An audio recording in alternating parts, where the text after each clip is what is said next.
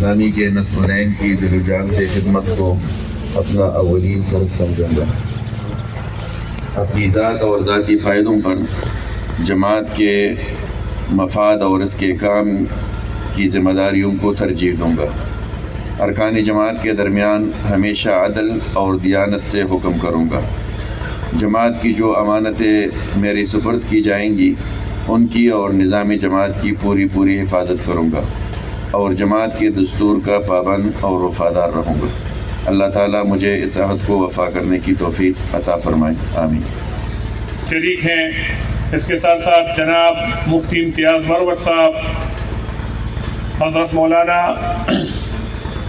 صفی اللہ صاحب اور دیگر اکابرین بھی اس پروگرام کے اندر موجود ہیں۔ ہم ان کا بھی شکریہ ادا کرتے ہیں۔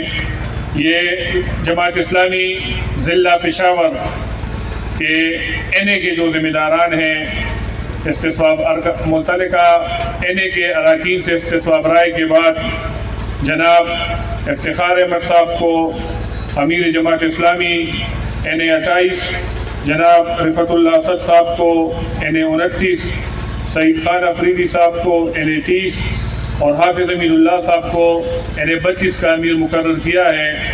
میں گزارش کرتا ہوں کہ وہ باری اسٹیج پر آئیں اور اپنی ذمہ داری کا حلف اٹھائیں۔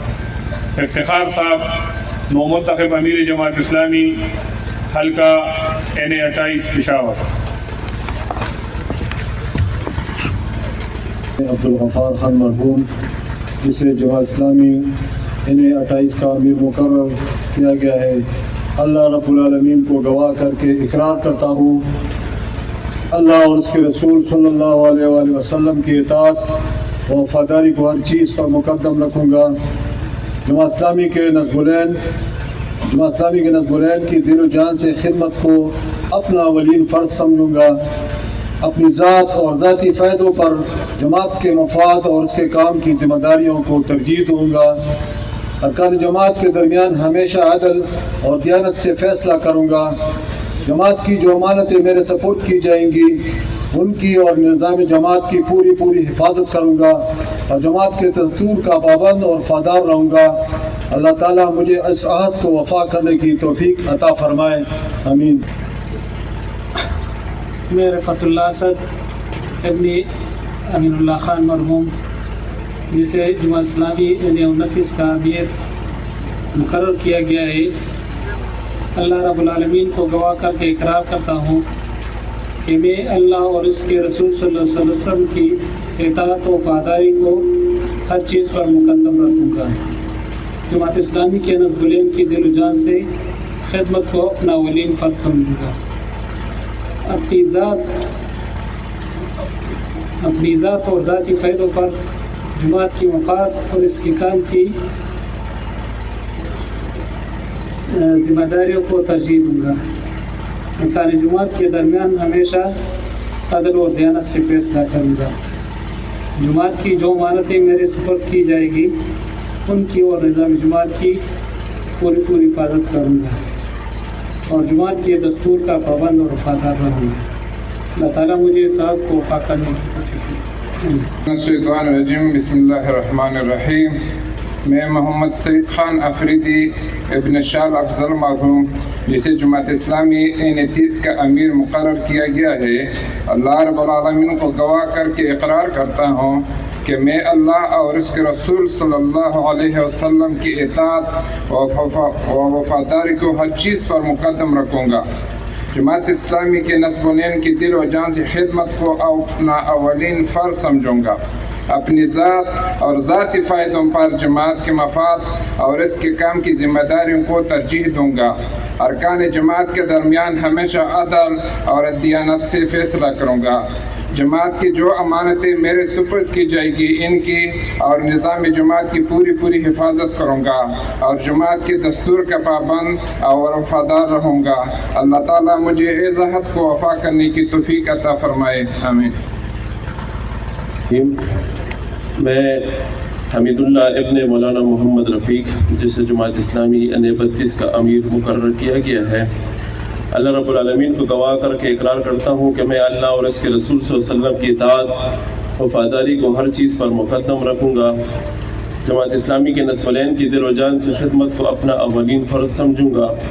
अपनी ज़ात और ज़ाती फ़ायदों पर जमात के मफाद और इसके काम की ज़िम्मेदारियों को तरजीह दूँगा। अरकान जमात के दरमियान हमेशा अदल और दियानत से फ़ैसला करूँगा। जमात की जो अमानतें मेरे सुपर्द की जाएंगी इनकी और निज़ाम जमात की पूरी हिफाजत कर अल्लाह ताला मुझे इस अहद को वफ़ा करने की तौफीक अता फरमाए। खैबर पुख्तनख्वा में शहरी इलाका है और इस इलाके के अंदर जितनी भी तहरीकें खैबर पुख्तनख्वा में उठी हैं उसका मरकज़ ये इलाका रहा है, इसलिए यहाँ की अहमियत भी ज़्यादा है और यहाँ के कारकुनान के ऊपर जिम्मेदारियाँ भी ज़्यादा हैं। तहरीक के अंदर हर फर्द की इनफरादी तौर पर उनके अंदर एक कुव्वत और ताकत होती है, उनके अंदर एक एनर्जी होती है, लेकिन जब तहरीक में आते हैं तो तहरीक उसको ज़रब देती है, उसमें इजाफा करती है, इसलिए जमात बनी है।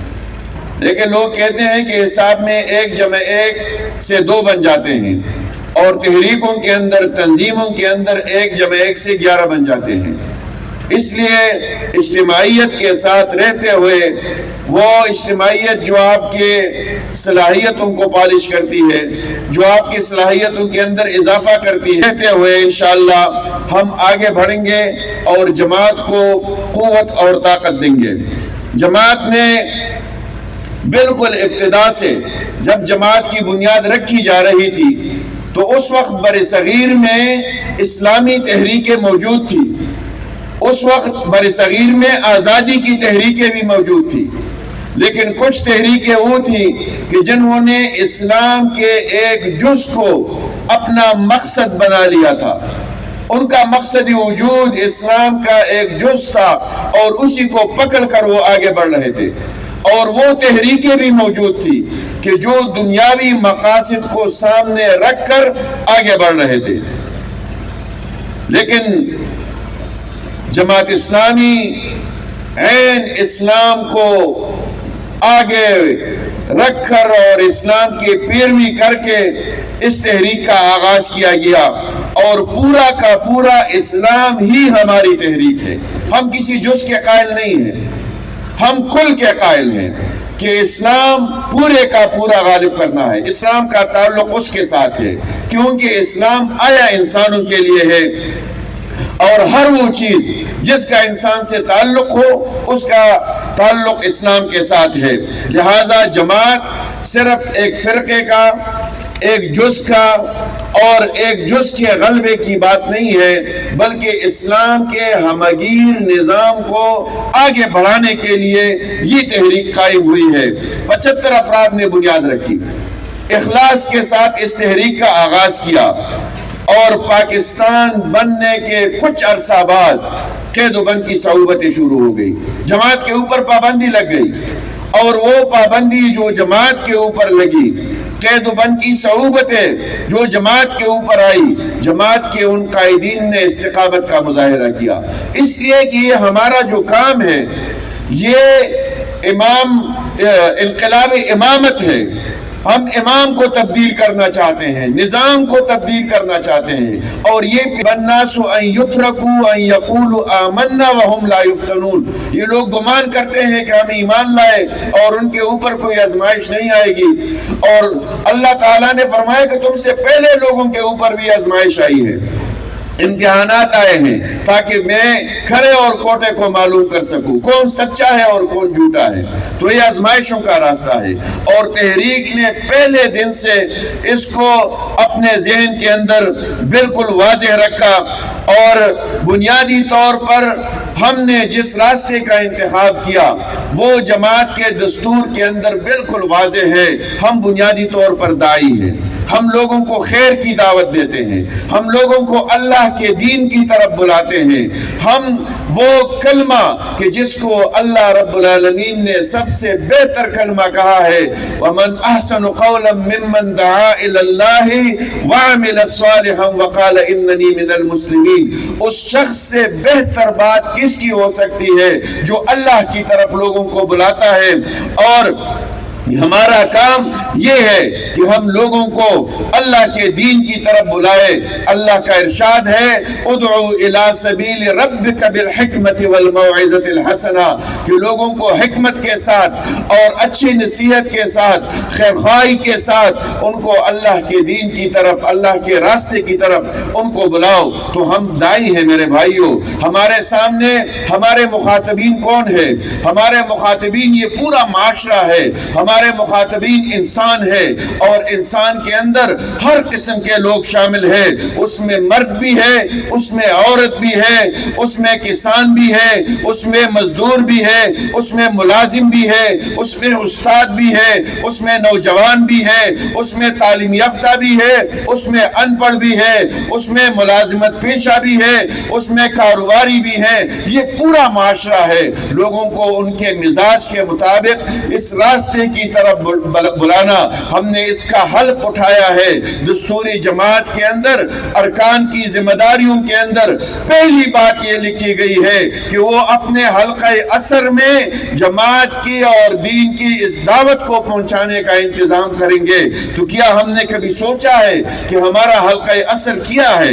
ہمارا حلقہ اثر پہلے تو ہم خود ہیں، پہلے ہمارا یہ اپنا نفس ہے، جو اللہ تبارک و تعالیٰ نے فرمایا قُوا أَنفُسَكُمْ وَأَهْلِيكُمْ نَارًا۔